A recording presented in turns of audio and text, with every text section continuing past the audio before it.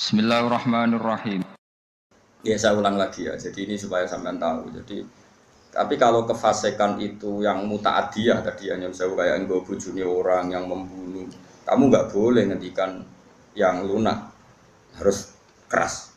Meskipun kita tetap ingin dia tobat tentu ya, tapi hukumnya harus keras. Makanya Nabi keras, kamu menzinai 10 wanita yang tidak bersuami dengan satu menzinai istri orang, itu dosanya berlipat-lipat satu orang atau satu zina yang istrinya orang. Tentu Nabi pun ada kualifikasi karena tidak mungkin.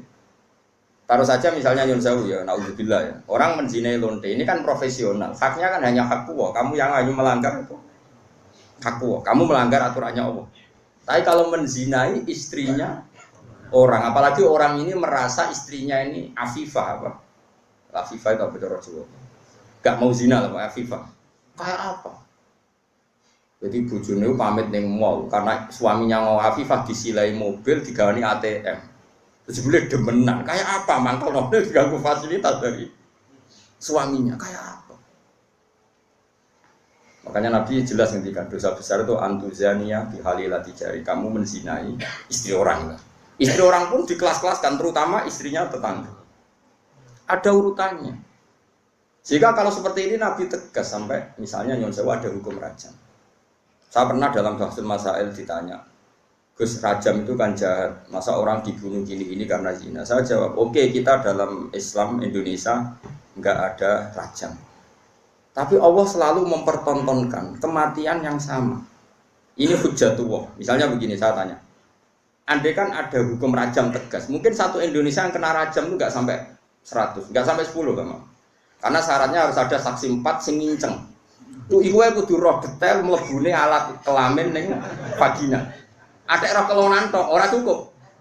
Aku wis roh ning dhuwure tetep ora iso dalam hukum Islam. Kudu roh alat kelamine lanang mlebu ning vaginane cawe itu. Kan ra ngarah roh. Terus rohe papat kudu bareng.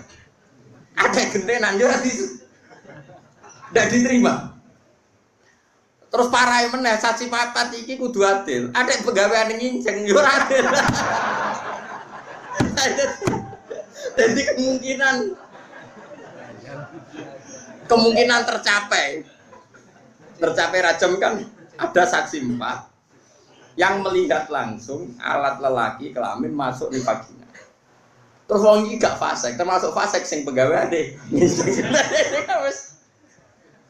misalnya sesine Mustafa Adil, lo kok nganti roh, kok pengen lo soleh sing ngencengan. Nah, kemungkinannya, oke.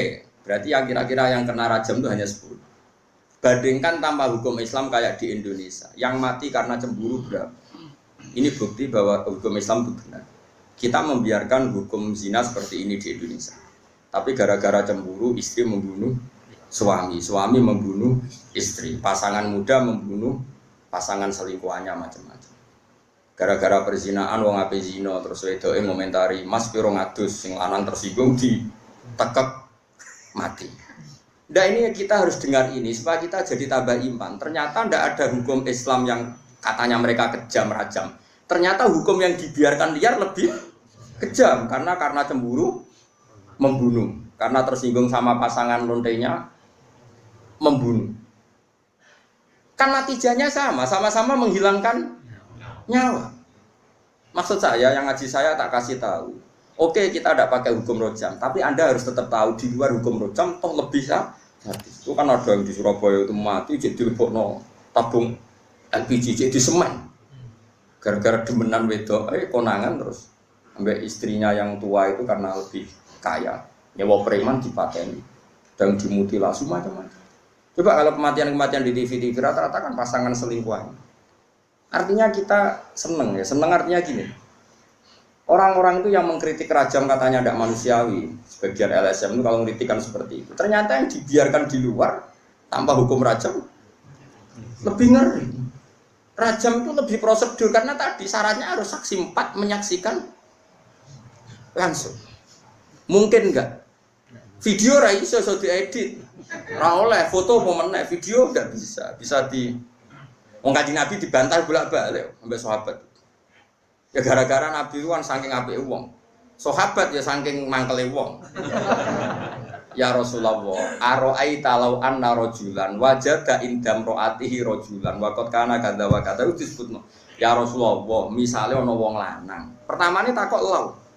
Ana wong lanang mulai mergo ibojone ku ning dhuwure wis ana wong lanang liya. Madza af'al. Terus kula sing dilakoni tiyang niku madza yaf'al dilakoni napa? Nabi cek jawab, yo al-bayyinah wa ila khudda ala dzuri. Kudu ana saksi. Nah ora kowe sing tak jilid perkarane kowe kodaf nuduh orang lain. Napa ya Rasulullah bayinah? Iya bayinah, pinten papat. Kula goleki kanca sedeng bar dadi batal. Kula kan golek wong papat sedeng bar. Lah kok do pinter mesti. Nabi aja ngotot yo ora pokoke al bayinah wa illa khudala dzori yo tetep bayinah nek ora.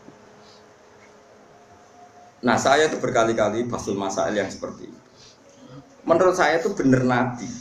Saya ulang lagi itu benar Nabi. Tentu Nabi itu paling benar. Bukan karena kita kultus saja, logikanya begini. Oke dalam konteks orang soleh kayak Mustafa mungkin cerita seperti itu benar. Dia cerita seperti itu benar. Tapi problemnya wong lanang sira soleh itu ya akeh. Wong lanang sira soleh soalnya melaporkan istrinya karena wis ra soleh kepen megat. Pak Hakim melapor. Tadi malam saya mergoki istri saya selingkuh, maka harus diceraikan. Kalau hakim itu menerima semua orang, nanti semua orang kalau mantel istrinya akan menuduh istrinya zina. Dan kalau hukum Islam ditegakkan, semua yang tertuduh zina dirajam, entek wong wedok. Paham ya? Maka sebaiknya Nabi mah nggak percaya. Paham sih kalau maksud? Sehingga dipersulit. Akhirnya apa? Dalam konteks suami istri ada hukum khusus disebut li'an. Disebut nomor li'an. Li'an itu istrinya didatangkan di masjid, zaman dulu kan tidak ada kantor pengadilan. Suaminya didatangkan di masjid. Sama-sama bersaksi tabri'ah. Tabri'ah begini. Disuruh sumpah 4 kali. Yang kelima itu sumpah, cara saat ini sumpah sambar bledek. Sumpah pocong cara Madura. Kalau saya bohong dalam menuduh istri saya siap kena bedak atau kena laknatnya Allah. Terus istrinya di depan Rasulullah sumpah 4 kali, yang kelima saya siap mendapat azab Allah jika saya bohong. Baru harus dilepas. Furriqa bainahuma alal abad, keduanya diceraikan alal abad abadi, sama-sama enggak boleh nikah lagi, terus diceraikan secara syar'an. Yang kok ngenteni perkembangannya pangeran, pokoknya sama-sama nantang sing gorong sabar bedek. Utawa cara saiki diplintes tronton. Kalau di daerah saya gitu kan ana pantura. Ada tukaran gitu. Aku ada nganti melok wong iku. Tabrak truk. Terus sing musuhe, "Aja truk tok, muni tronton." Saking mangkele. Saking debat kok ngono. Sing wong belah ya ngono, kecemplung segoro. Sumpah apa? Mungkin nak sing biasane Merapi, sumpah kecopot ulo kan sesuai daerah apa? Masing-masing. Ini penting kalau aturakan ya. Jadi saya mohon sekali, jadi untuk hal-hal yang menjadi hukumannya Allah, kamu harus angkat tangan. Biar Allah menunjukkan wong-wong maksiat itu lahum fid dunya. Di dunia itu pantes sih, itu ya untuk ono inan. Mulane dalam Indonesia udarane copet yo. Coba, kok ini jenius. Berkali-kali aksi kok gak konangan. Berarti sing dicopet itu bodoh, sing nyopet. Wah, ya repot nang suwe-suwe nek gak ono bahasa hukum nanti begitu. Kalau Warani itu orang yang menarik. Sampai banyak orang tertarik. Berarti hebat. Wah, ya repot. Lalu kalau seneng Indonesia niku anggap apa? Artinya apa itu? Apa ya? Bahasa Indonesia meskipun nyuwun sewu yang melafatkan tokoh-tokoh nasional pun atau TV-TV nasional bahasanya tetap ada razia Satpol PP kepada penyakit apa penyakit masyarakat. Bahasanya masih seperti itu, penyakit masyarakat terus. Ya pokoknya sampah masyarakat masih bagus. Tapi kan nanti kalau bahasanya dirubah hanya karena nuruti nyuwun sewu kemanusiaan. Satpol PP memburu orang yang belum dapat pekerjaan. Yang sementara, wah malah kangelan repot. Cara kula wis bener iki, Bapak. Sampah masyarakat, penyakit. Ini bukti bahwa Allah itu kuasa. Jadi Allah itu gak ada sunnah. barang maksiat itu delalah secara nasional maupun internasional itu dibahasakan secara keras. Masuk neng Amerika ada rani lonte gitu. Aku sering delok film-film barat. Kalau nu sering delok yang konsensus mawon. Ternyata gambarannya di barat kalau ada istri sah kok suaminya selingkuh, ya sing dimarahi ya selingkuhan. Orang kok selingkuhan marahi istri resminya. Masih neng barat, masih neng negara komunis itu PKI lah, neng Cina. Sing nyolong mbek sing dicolong sing melayu sing nyolong. Lho kok ijek Islami kok roh nak sing nyolong. Ora kok sama rata sama rasa terus. Paham ya? Ini cerita. Jadi nah, kefiah seperti ini itu kan baik. Kalau di orang fasik kefiah ini tidak kita datang karena takut mangkel lah mbek mayit wong mayit gendong ngono kok tak dongakno.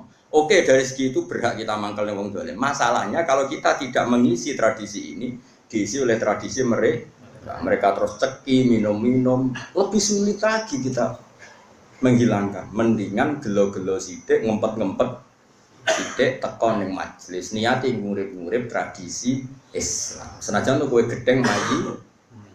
Gedenge ora iso mbok ilangi, gak apa-apa. Pancen mayit itu lalas sing dicolong ya dunyamu. Masjid sing di imamane lho Gus niku riyen kena mercon iki cerita. Wong nak fasik ning desa kan wis parah tenan. Subhanallah wa bihamdihi adada khalqihi wa ridha nafsihi wa zinata arsyihi wa midada kalimatihi. Subhanallah wa bihamdihi adada khalqihi wa ridha nafsihi wa zinata arsyihi wa midada